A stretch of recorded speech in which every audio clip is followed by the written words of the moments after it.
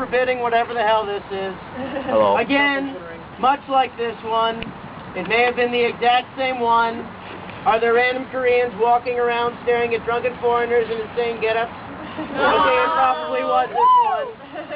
A group of foreigners, much like this one, only slightly less inebriated and sexually promiscuous. I'm not saying that this group is more sexually promiscuous than the next one.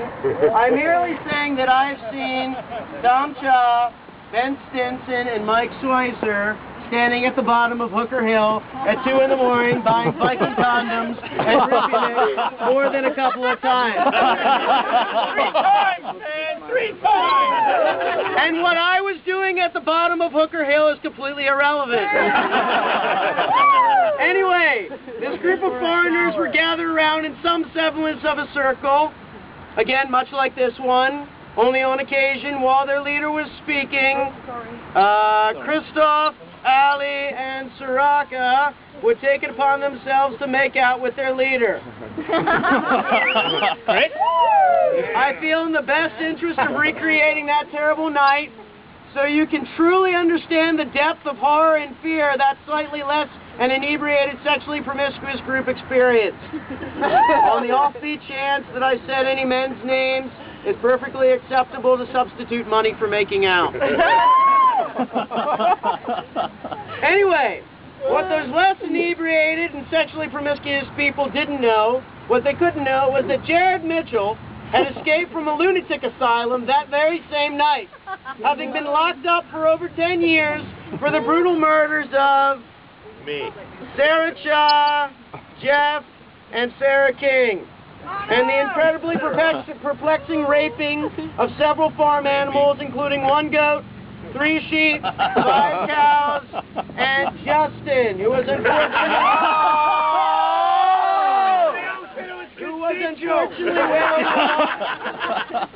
unfortunately wearing a large leather coat and was mistaken for one of the horses from the Budweiser commercial.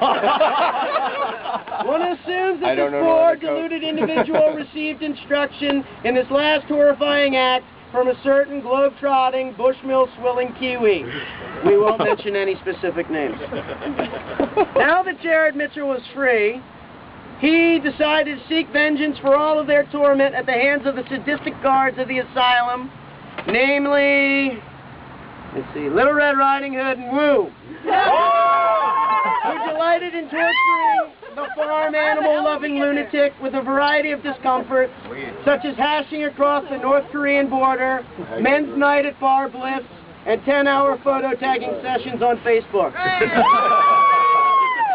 And it was after slaughtering a highly surprised and only slightly drunk Agushi, he acquired both their clothes as well as their machete, as highly surprised and slightly drunken Agushi have been known to carry, according to the fact that I just made up. Creeping into the, whatever the hell this is, so much like this one, it might as well be this one for all intents and purposes. The lunatic spied one lone couple walking along a secluded path. And I think you all know the names of those poor unfortunates. Alana and Kirk.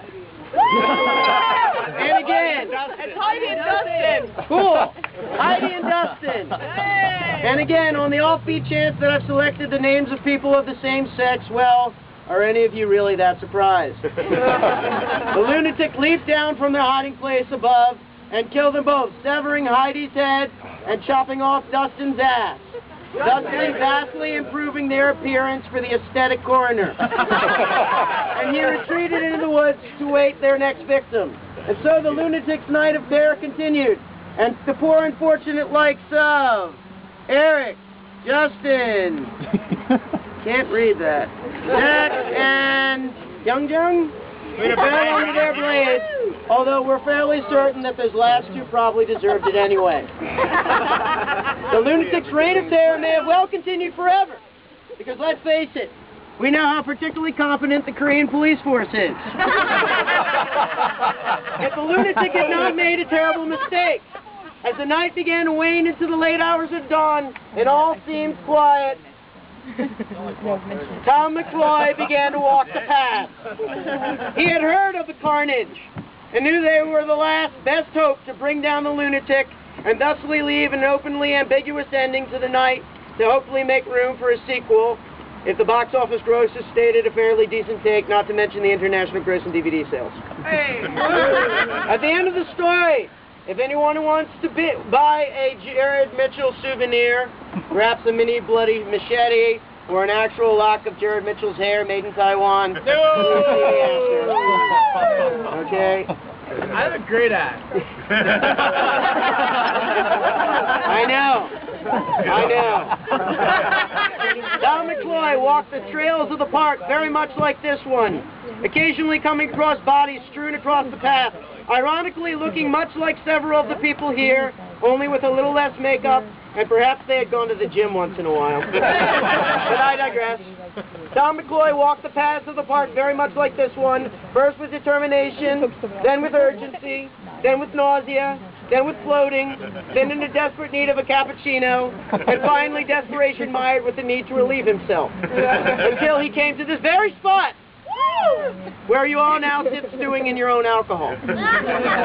Suddenly, Jared Mitchell leaped out of the shadows, brandishing their blood-spattered machete in one hand, and the poor unfortunate severed head of Dave Glashin took the box into the bushes.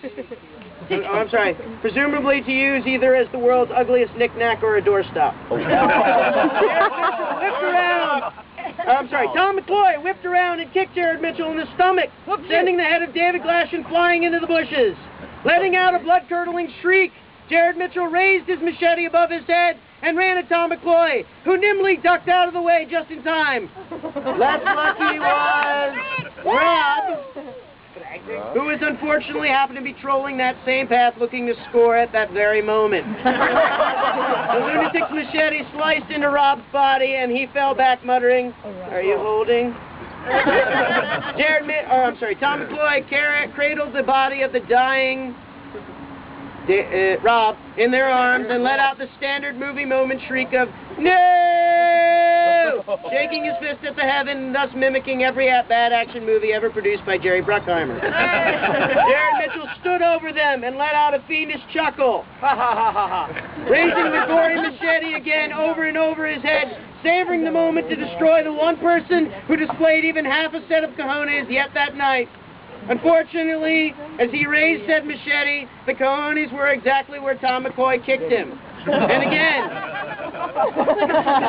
if I selected a woman's name for the lunatic, are we really that surprised they have cojones? Are we really? Okay. The lunatic winced and dropped his machete, falling to the ground and making such sounds as have been heard tonight from behind the closed doors of the bedrooms of several people with us tonight.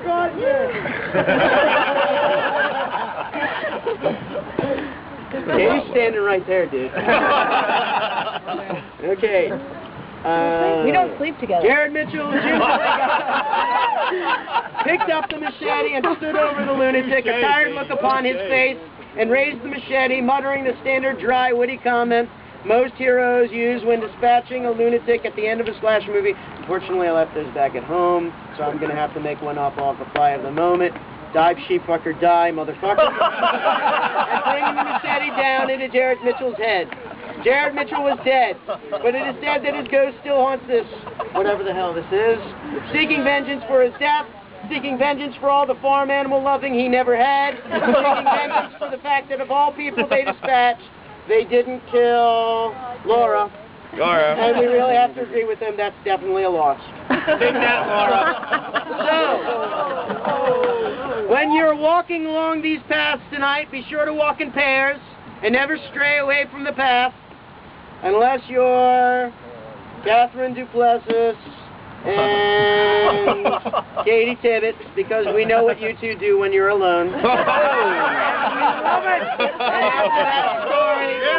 After that story, we'll be segueing into an intervention because you both need to admit you have a problem. Anyway, take care on these paths, because you never know who could be watching. Well, you know, I'll be watching because several of you have already restraining orders against me. I'm not sure if this is 50 paces, Catherine. Stick together, don't stray from the path, and above all, look behind you! Okay.